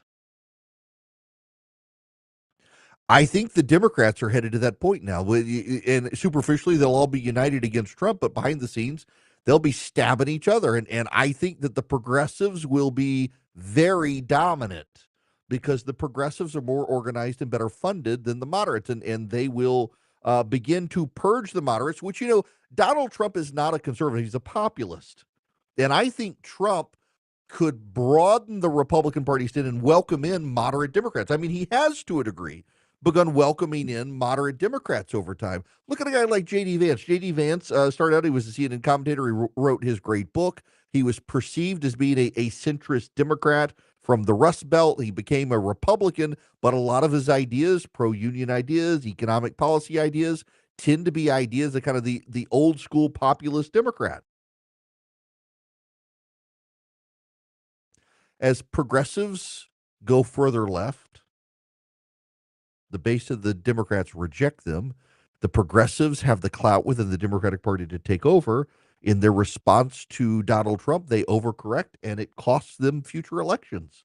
We're seeing this globally, by the way. In Europe, in Asia, in South America, and in North America, across the world, progressives are in collapse. The left is receding. Turns out the people who believe borders mean nothing and citizenship means nothing are getting rejected by people within nation states who actually believe the nation matters. Turns out people who believe boys can magically become girls are being rejected. Turns out that the woke mind virus spreading globally is actually anathema to normal everyday citizens. And this is something the GOP has to be mindful of. It's not that these people like Donald Trump. I know you like Donald Trump. I get it. You love Donald Trump, and you get mad at me whenever I criticize him, even though I can defend him, I can give him money, whatever. I'm not willing to be on the bandwagon. Therefore, I'm somehow Trump derangement syndrome. Just listen to what I'm saying and take it to heart. There are a lot of people out there who voted for Donald Trump who don't like him.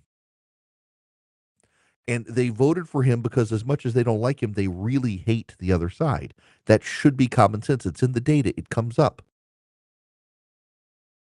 So they're not really part of the Trump coalition except because of the left. And Trump can use this to his advantage because as long as Donald Trump is more sane than the left, these people who don't like him can still be converted and in the meantime kept within the fold because they see what's on the other side and they would rather have Trump than crazy.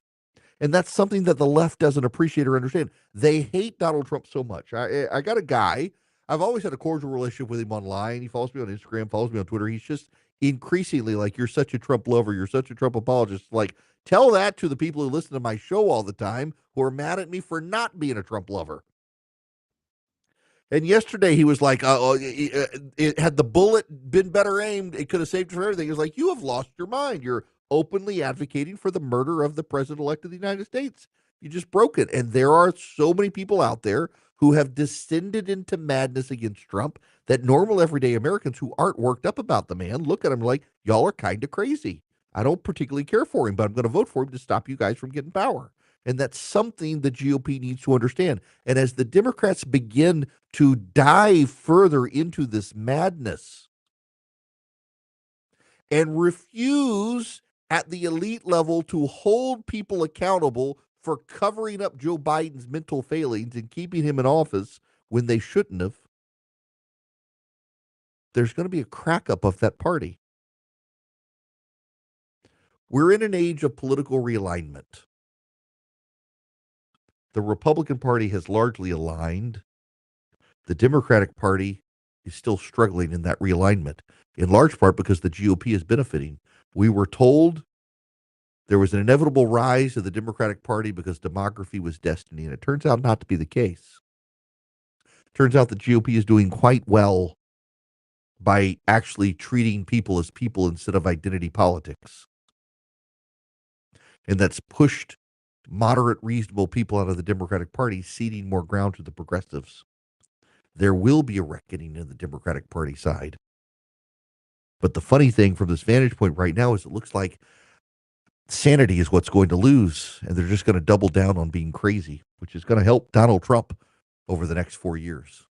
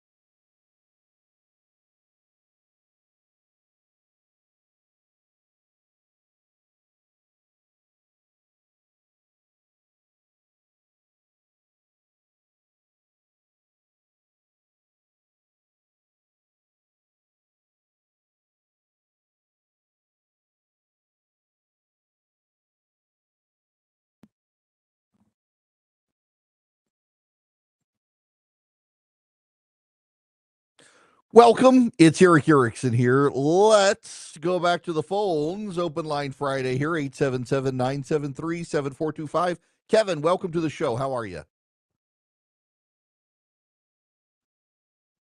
Excellent. Okay.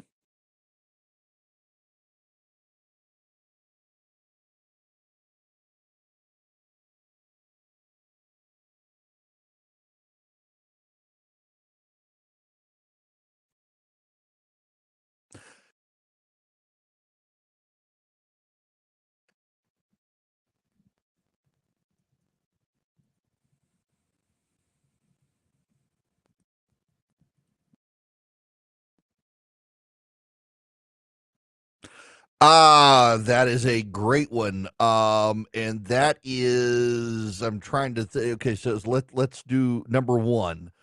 Yes, his staff will compile all of the executive orders, particularly the ones that Joe Biden did, so that he can repeal them if he wants. In fact, Trump has told the Senate he has over 100 executive orders drafted to be signed on day one.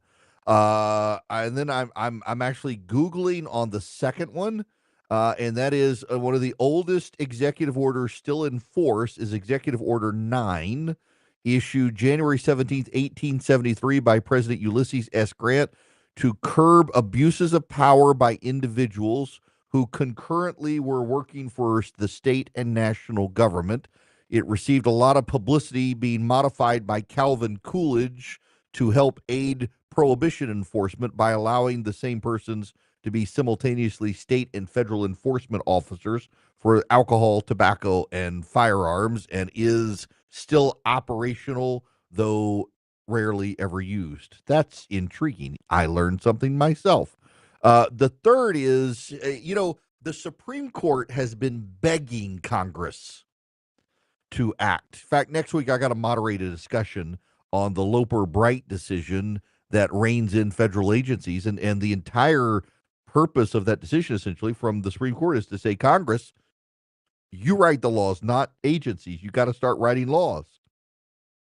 And I think we're about to see Congress try to re-engage on that front. They've got to at this point.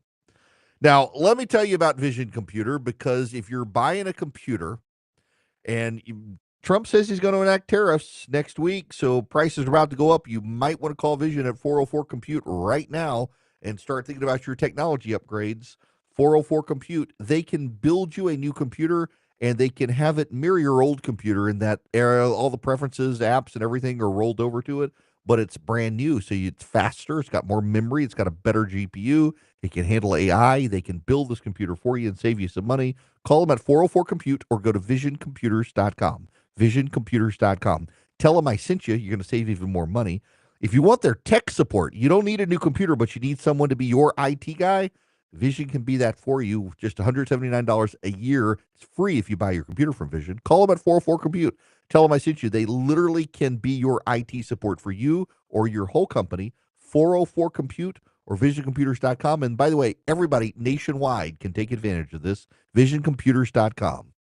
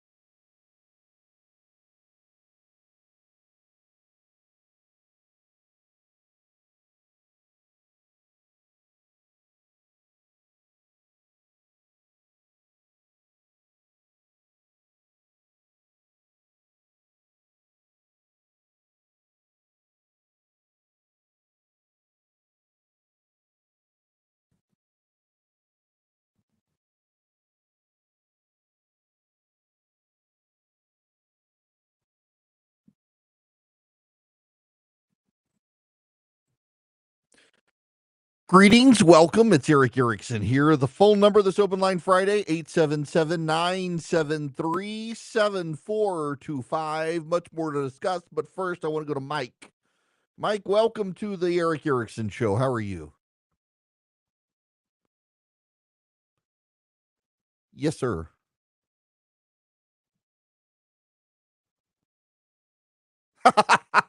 Oh, I'm sure there'll come a time.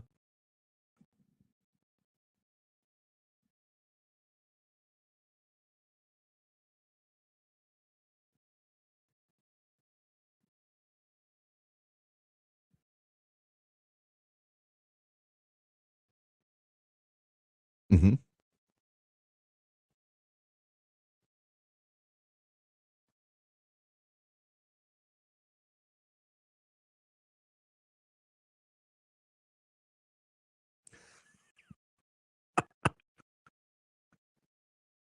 Yeah.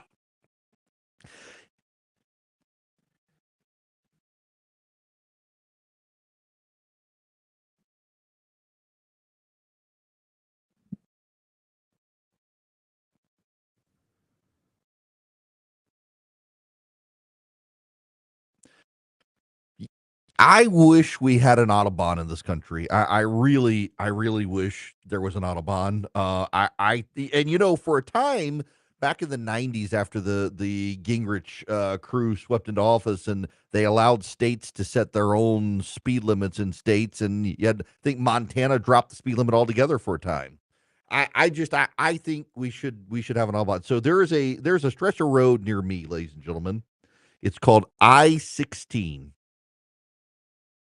I-16 is a desolate stretch of interstate that runs from Macon, Georgia, where I am. In fact, I can see the start of I-16 right outside my window. And it dead ends in Savannah, Georgia. There is nothing on I-16 except for the fine folks of Dublin, Georgia, and Metter. Otherwise, you got Macon, you got lots of speed traps in Dublin, Georgia, and then you have Savannah. In between, it's just wide open, mostly straight highway and flat. The closer you get to Savannah, the flatter it gets. I see no reason why there should be a speed limit on I-16. And they're always the nanny says, "Oh, but don't you remember the students from Georgia Southern who died?" Yes, and the weather was bad and it was foggy, and yes. But in regular weather, I mean, I do the upper end of the limits of speed in Georgia. By that I mean, in Georgia there's a law, I've mentioned it before. You can go up to 10 miles over the speed limit. They can't use radar on you unless if they're driving next to you, you blow past them, they know you're speeding, you can do it, but no radar. And so cops in Georgia pretty graceful, even on I-16, to just say, you can go up to 10 miles over the speed limit. And I do. And I set my cruise control. I am always gobsmacked by the people who come blasting past me. I'm doing 80, and they got to be doing 100 miles an hour down I-16. Might as well turn it into the Autobahn. And too few cops on the road. I mean, you just might as well. We need a great Autobahn. When George H.W. Bush was president of the United States, he favored a new interstate system. And essentially, it would be 3 new interstates, one for the north, one for the south, one for the middle of the country, going east-west, and then like 4 or 5 to go north-south. And it would basically it would only connect on to, if I remember his concept right, these new interstates would only connect to existing interstates and would have plazas for like gas and stuff. So you would get on it and you could only get off it onto other interstates. And the whole idea was you would get a lot of commercial traffic, 18-wheelers and stuff on these things, and get them off the regular interstates you and I drive on normally. And basically they would have been with no speed limit. Like, that would have been fantastic, but we never did it. He lost. Never did it. All right. I gotta move on to the main thing I was going to talk about this hour. And I mentioned a little bit in the last half hour. The Telegraph in Great Britain. It's one of the few newspapers I subscribe to. They have conducted a global poll. And they haven't just conducted a global poll, they've been looking at election results as well. Left-wing parties are more unpopular now than at any time since the end of the Cold War, according to the Telegraph. The analysis comes after a year of election triumphs for conservatives around the world, crowned by Donald Trump's election as United States president. Right-wing groups emerged as the worldwide winners after more than 1.5 billion people voted in more than 70 countries in 2024, the most on record in a single year.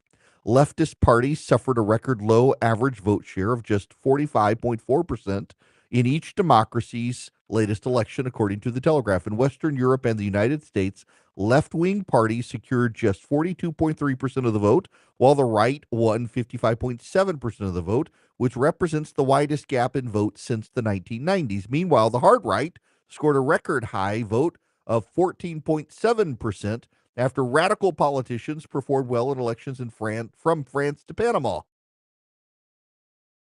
Now, the larger issue here, as I mentioned the last half hour, is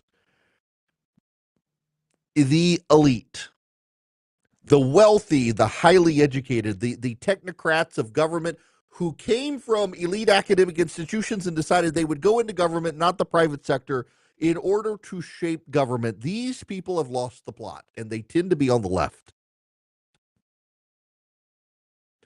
Russ Vogt is a friend of mine. Russ is going to be the director of the Office of Management and Budget.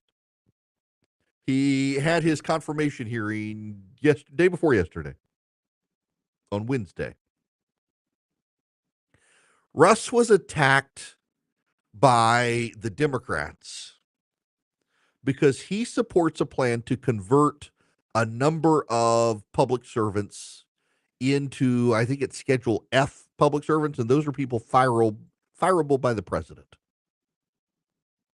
Career civil servants are under the Civil Service Act not immediately fireable by the president.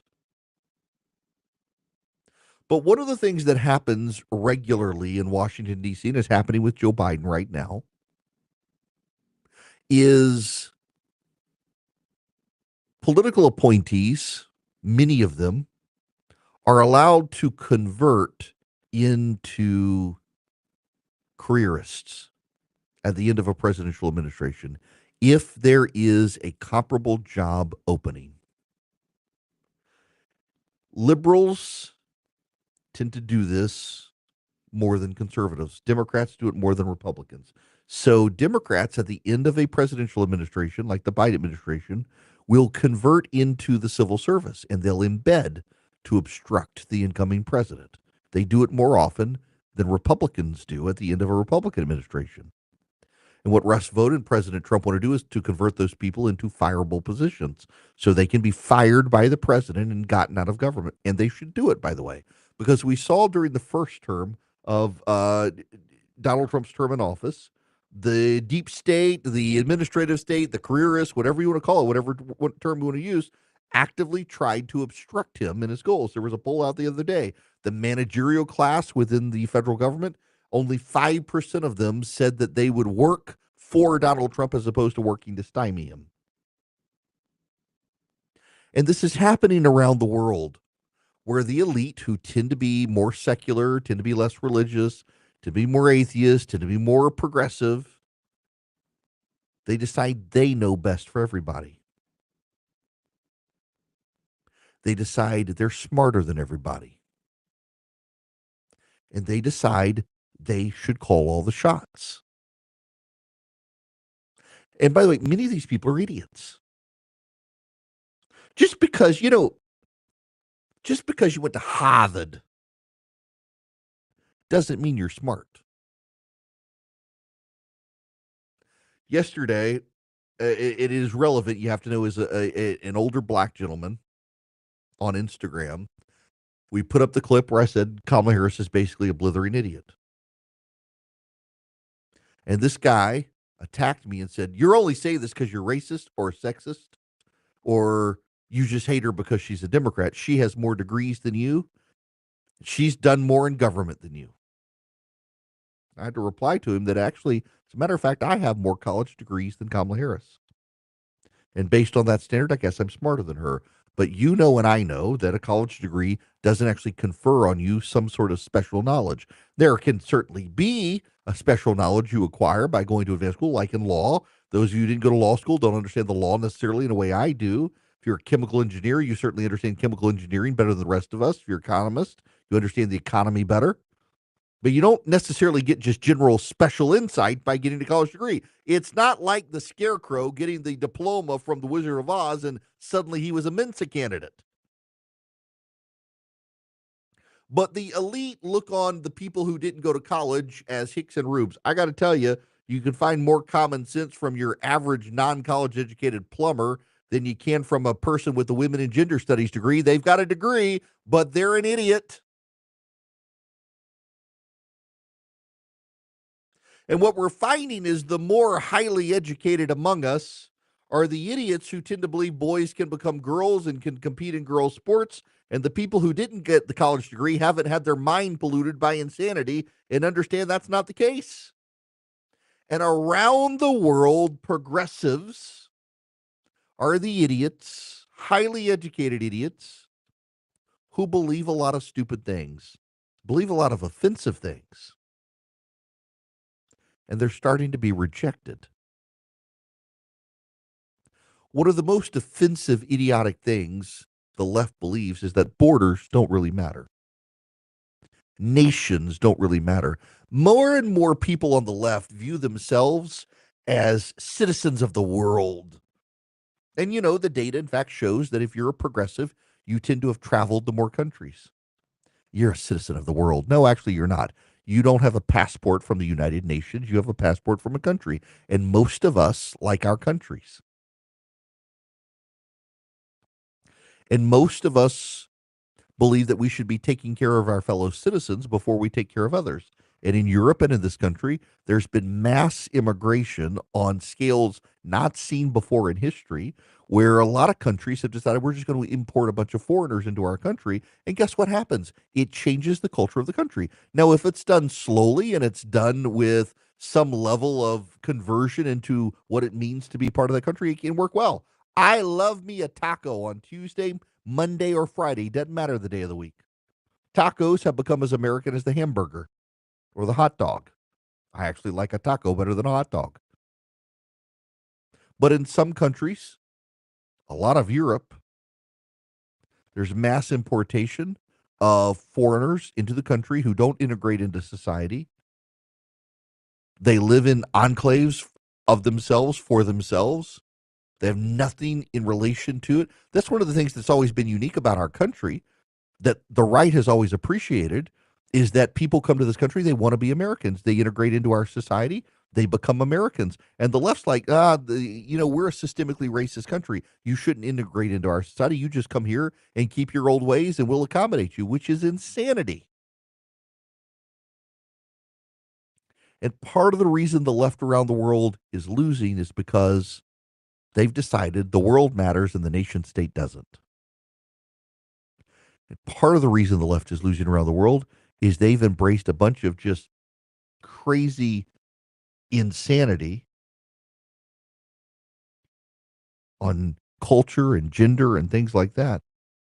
That's deeply offensive to people with common sense. And then the left tries to censor us and cancel you for saying just normal run-of-the-mill things. And it builds resentment. And it's been happening in nations from South America to Europe. And the left is beginning to collapse around the world. They decided they didn't have to appreciate where they came from. They could just change it. And there are a lot of people who, for very good reasons, are resistant to that change. And so the right is ascendant because the elite who lean left have failed to improve the lives of citizens of countries and instead decided to improve the lives of the immigrants coming into the country to replace the citizens. And those immigrants don't get a vote. The citizens do. And the backlash has come. And it was always predictable. And it's deserved. Now, one of the great groups that sticks up for citizens, for conservatives, for people on the right is Old Glory Bank. And you can not only get a checking account or a savings account with Old Glory Bank or a mortgage or a car loan or a CD or a line of credit, you can actually own a part of Old Glory Bank. Old Glory Bank serves customers in all 50 states. You can support the bank that supports Main Street. You can open an account in oldglorybank.com. Takes just a few minutes to get, and you can become an owner. You can now have the opportunity to invest in Old Glory Bank. You can put your money where your values are, purchase freely tradable stock at Old Glory Holding Company. To consider ownership, you go to own.oldglorybank.com. Owning stock has risks. It's not FDIC insured. Terms and conditions apply. But here's the thing. Old Glory Bank is trying to capitalize by bypassing Wall Street, going right to Main Street, so it doesn't have to worry about woke institutions taking over the bank and forcing them to change their policies, because their policies are pro-freedom, pro-country, pro-individual, pro-gun owner, pro-First Amendment, and they know that there are a lot of leftists who are taking over banks and doing bank cancellations by pushing progressive values through banks. So Old Glory Bank is trying to grow and avoid that by going straight to Main Street for a stock option, stock purchase. All you have to do, if you want to consider ownership, is go to own.oldglorybank.com. I've done it. I've invested in the bank. Own.oldglorybank.com. Again, owning stock has risks.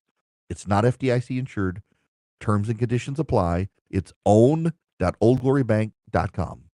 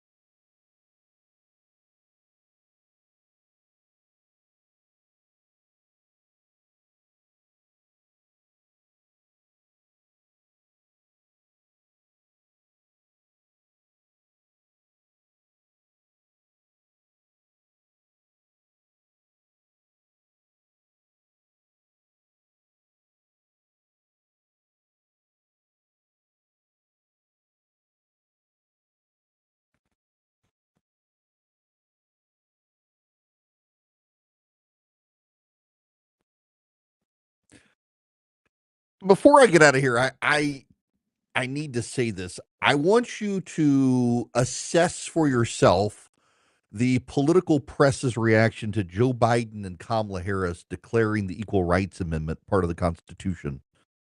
Because first, the president has no power to do that. And second, it is beyond dispute, even with the Biden Justice Department, that the Equal Rights Amendment was not ratified and is not part of the Constitution. And the National Archivist says it's not. But Joy Reid at MSNBC, people like Lawrence Tribe, the famous legal scholar, and progressives are declaring that suddenly the ERA is part of the Constitution. It's wild that Joe Biden waited until 3 days before he's gone to do this. He even pardoned Hunter Biden before he did it. And now they're treating it as if it is so. Will credible news outlets forcefully denounce and push back on this? Because if Donald Trump did something like this, they would. So I want you to pay attention. I want you to observe the political press in America.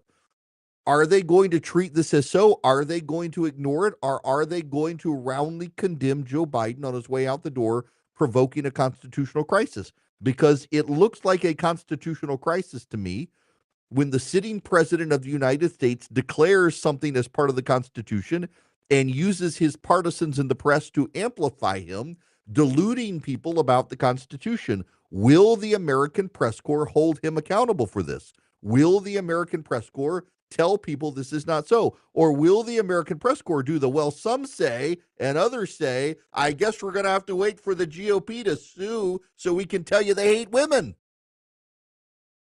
That'll give you the measure of the American Press Corps. And so and I know they're going to not hold Joe Biden accountable and wait for the GOP to do something and then attack the GOP. That's what's going to happen.